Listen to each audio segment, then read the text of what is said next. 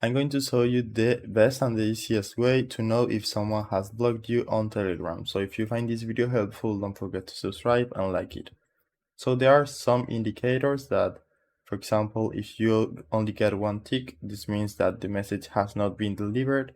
If you can't see their profile picture, and if you are saying this as a status, this means that they will probably have blocked you. But the best indicator is if you try to call them, start a call, you'll get an error. If you close this, you will get user is blocked error, and if you click OK, this will disappear.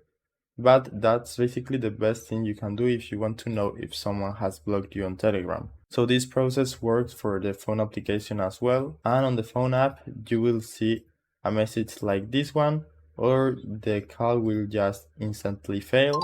So if the call fails and you can't see their profile picture, the messages are stuck at one tick, and you are seeing this in the status, it probably means that you have been blocked.